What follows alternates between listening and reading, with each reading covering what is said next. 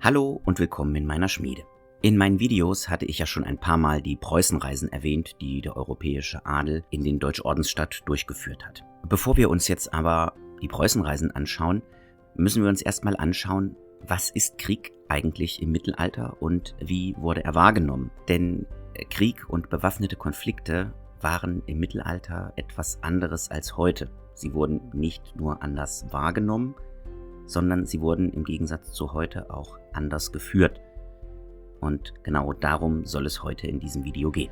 Das Mittelalter wird oft als eine sehr gewalttätige Zeit wahrgenommen. Der Grund hierfür waren die häufigen militärischen Auseinandersetzungen. Aber die eigentliche Gewalttätigkeit war in anderen Zeitaltern wahrscheinlich genauso groß. Unterstützt wird diese Ansicht auch durch eine regelrechte Kultur der Gewalt im Mittelalter. Hier wird einem fast schon romantisierten Bild einer frommen, harmonischen und agrarischen Welt eine durch Gewalt geprägte Gesellschaft gegenübergestellt. So Jürgen Sanowski in Kirche und Krieg im Mittelalter. Es muss aber auch gesagt sein, dass den Schreibern der Quellen fast ausschließlich die Störung des Normalzustandes, also des friedlichen Lebens, als erwähnenswert gilt. Dies bedeutet also, dass gerade außergewöhnliche Ereignisse ein größeres Echo hervorrufen als das alltägliche Leben, so Norbert Ohler in Krieg und Frieden am Ausgang des Mittelalters.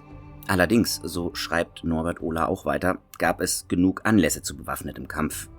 Denn es genügte, wenn ein Waffenfähiger sich in seinem Recht oder seiner Ehre gekränkt sah. Wichtig hierbei ist auch, dass die Anwendung von Gewalt nicht unbedingt eine strafbare Handlung war und die Personen, die Gewalt anwenden konnten, um ihre Ansichten durchzusetzen, sich oft genug in hohen gesellschaftlichen Positionen befanden. Gewaltanwendung als Mittel zur Konfliktlösung ist vor allem dadurch zu erklären, dass sie sich leichter anwenden ließ, weil sie fest in den Normen und Wertvorstellungen des Mittelalters verankert war. Der Einsatz von Gewalt war aber nicht nur legitimiert, sondern galt im Einsatz gegen Heretiker und Apostaten, also Getaufte, die nach Meinung der Kirche vom Glauben abgefallen waren oder Irrlehren anhingen, sogar als geboten. Diese Ansichten waren dann Ursprung der Kreuzzüge gegen Andersgläubige innerhalb der Christenheit, zum Beispiel gegen die Hussiten. Ein anderer wichtiger Begriff in diesem Zusammenhang war der Begriff der Ehre, besonders in Zeiten, in denen Kompromissbereitschaft schnell als eine Form von Feigheit angesehen werden konnte. Zusätzlich kam auch noch die Auffassung, dass Selbsthilfe erlaubt und selbstverständlich war. Ein viel wichtigeres Problem stellt die Abgrenzung von Kriegen im Mittelalter gegenüber anderen Auseinandersetzungen, wie zum Beispiel Aufständen dar. Ein Krieg im heutigen Sinne ist die Auseinandersetzung zwischen zwei Staaten. Im Mittelalter ist diese Abgrenzung nicht so leicht zu treffen. Dies liegt daran, dass Kaiser, Könige und Päpste sich das Recht zur Gewaltanwendung mit vielen weiteren weltlichen und geistlichen Adligen teilen mussten. Die Gewaltanwendung war zwar monopolisiert, lag aber nicht in der Hand einer zentralen Staatsmacht oder einer öffentlichen Gewalt wie heute, sondern in den Händen sozialer Gruppen, sprich der Fürsten. Die Schriftsteller des Frühmittelalters wie Isidor von Sevilla, ungefähr 560 bis 636, befassten sich mit dieser Tatsache nur wenig, führten sie ihre Überlegungen doch auf antike Überlieferungen zurück. Isidor von Sevilla unterscheidet 4 Arten der Kriegführung, nämlich Justum, also gerecht, Injustum, ungerecht, Civile, den Bürgerkrieg, und Plusquam civile, also über den Bürgerkrieg hinausgehend. Er geht unangesprochen davon aus, dass das Recht auf Kriegführung einer politischen Gemeinschaft bzw. deren Vertretern vorbehalten bleibt. Ivo von Chartres, der Bischof von Chartres und französische Kirchenreformer ca. 1040 bis 1115, geht allerdings davon aus, dass dieses Recht auf Kriegführung ausdrücklich an die Person des Herrschers gebunden ist. So Leopold Auer in Formen des Krieges im abendländischen Mittelalter. Diese Gelehrten blieben mit ihren Ansichten allerdings hinter der Realität weit zurück, weil sich in den erzählerischen und urkundlichen Quellen viele Berichte über fehdeführende Adlige finden lassen. Erst später wurden diese theoretischen Vorstellungen mehr an die Praxis der kriegerischen Gewaltanwendung angepasst. Wichtigstes Problem wurde jetzt vor allem die Unterscheidung zwischen erlaubtem Krieg des Adels und unerlaubter privater Fehde. Thomas von Aquin, 1225 bis 1274, machte diesen Unterschied zum Beispiel vom Vorhandensein der Auctoris Principes, also der Autorität des Fürsten, und dem unterschiedlichen Ausmaß der Auseinandersetzung abhängig. Von Heinrich von Susa und Johann von Lignano werden sogar 7 Formen des Krieges beschrieben, von denen aber nur eine wirklich als Krieg angesehen werden kann, nämlich der Bellum Romanum. Dieser Begriff bezeichnet den Krieg des römischen Volkes gegen seine Feinde. Mit römischem Volk ist in diesem Zusammenhang die gesamte Christenheit gemeint. Der Krieg selbst war im Mittelalter aber nur selten Sache eines ganzen Volkes.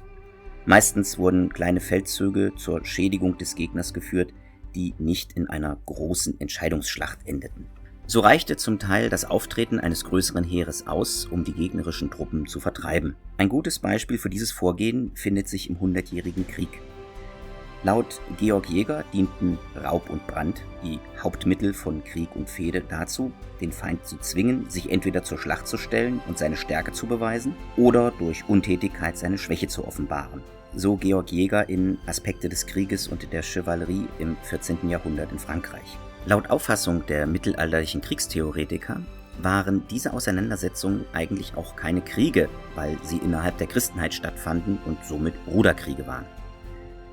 Und hier zeigt sich dann auch das Problem, was diese Theoretiker hatten, wenn sie versuchten, die Gewaltform wie das Fehdewesen mit einem begrifflichen Instrumentarium zu erfassen.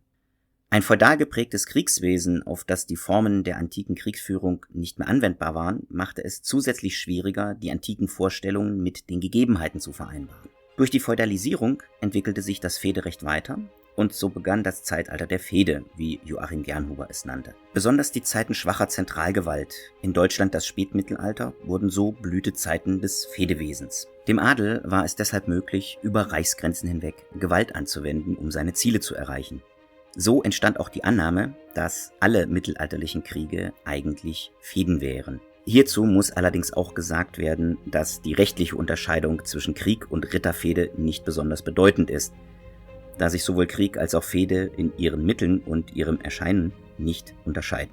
Das Erscheinungsbild des Krieges hängt vielmehr wesentlich vom Verhältnis zwischen feudalen und nicht-feudalen Elementen im Kriegswesen ab, so Leopold Auer in Formen des Krieges im abendländischen Mittelalter. Die feudalen Elemente der Kriegführung entwickelten sich schon sehr früh durch die Veränderung des Krieges zum Reiterkrieg. So war der Kriegsdienst mit immer höheren Kosten für Pferde und Ausrüstung verbunden und band sich so immer mehr an Landbesitz, der die Deckung der hohen Kosten ermöglichte. Die am Krieg beteiligten Personen, in erster Linie Adlige und Ritter, waren durch eine gemeinsame Lebensform und Standesethik auch im Kampf verbunden, was zur Entwicklung des Rittertums, seiner ritterlichen Lebensweise und des entsprechenden Ehrenkodex beitrug.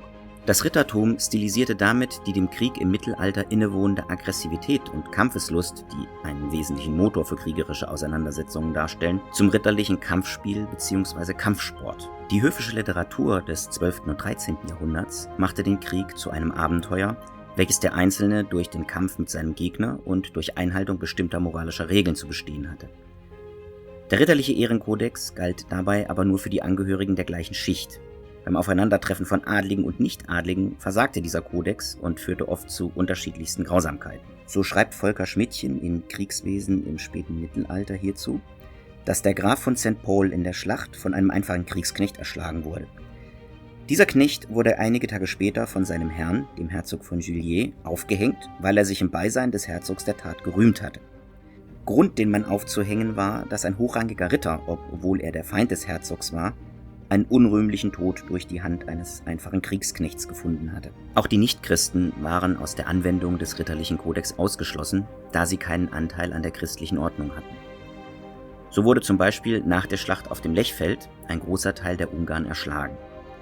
Nach der Eroberung Jerusalems im ersten Kreuzzug kam es zu einem regelrechten Blutbad unter der Stadtbevölkerung.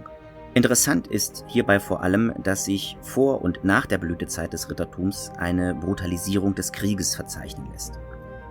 Der Grund hierfür ist wahrscheinlich im größeren Vorhandensein von nicht-feudalen Elementen im Kriegswesen, zum Beispiel von Söldnern, zu suchen. Diese Brutalisierung des Krieges kam dadurch zustande, dass durch das Aufeinandertreffen unterschiedlicher Schichten der ritterliche Ehrenkodex nicht mehr angewendet werden konnte und aus diesem Grund ein nicht-adliger Feind als minderwertiger Gegner angesehen wurde.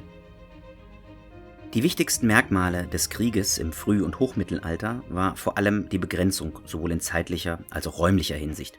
Krieg im Mittelalter erforderte keine großen Heere und auch die Kriegsschauplätze waren meist auf ein, in Anführungszeichen, kleines Gebiet begrenzt.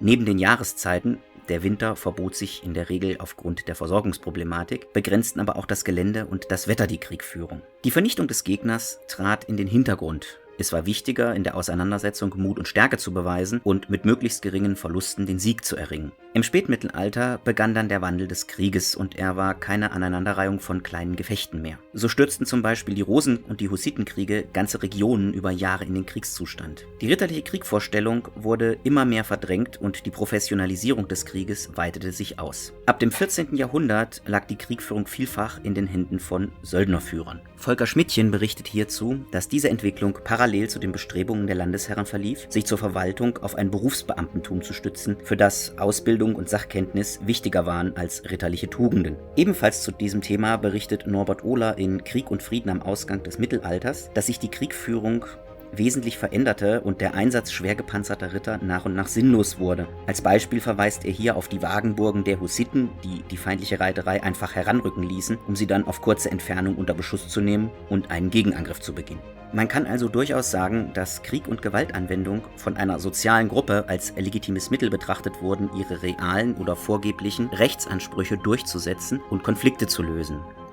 Der Krieg war dabei Regeln unterworfen, wie das Fehderecht dokumentiert. Darauf werde ich an späterer Stelle auch nochmal eingehen. Wichtigste Voraussetzung bei bewaffneten Auseinandersetzungen war es dabei, dass ein als rechtmäßig erachteter und oft auch nur vorgeblicher Grund vorlag, der den Einsatz von Gewalt als Lösung der Streitfrage rechtfertigte. Hinzu kam außerdem, dass die gewaltausübende Personengruppe durch einen gemeinsamen Lebensstil und gemeinsame moralische Grundlagen verbunden war. Das Ziel des Krieges war weniger die Vernichtung des Feindes, als Mut und Stärke zu beweisen, um auf diese Weise die persönliche Ehre zu mehren, die sich in den Taten und der Stellung einer Person und nicht nur in einem inneren Gefühl widerspiegelte.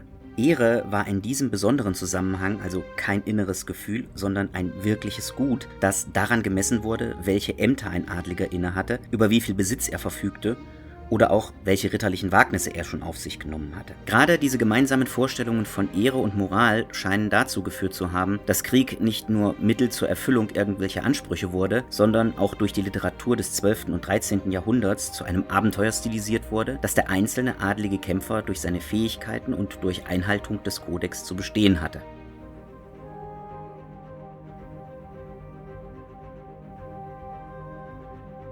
Ja, und mit den fertigen Figuren sind wir am Ende des Videos angekommen. Das Thema Wahrnehmung von Krieg im Mittelalter und auch Kriegführung an sich wird uns jetzt eine Weile beschäftigen. Ich versuche es relativ kurz zu halten, aber für das weitere Verständnis der Preußenreisen ist es meiner Meinung nach wichtig, wenigstens ein paar Dinge mal gehört zu haben. Natürlich hoffe ich wie immer, dass euch das Video gefallen hat und wenn es das getan hat, dann lasst mir einen Like oder Kommentar da. Abonniert den Kanal, teilt das Video und läutet die Glocke. Eben alles, was ihr so von YouTube kennt und bis bald in meiner Schmiede.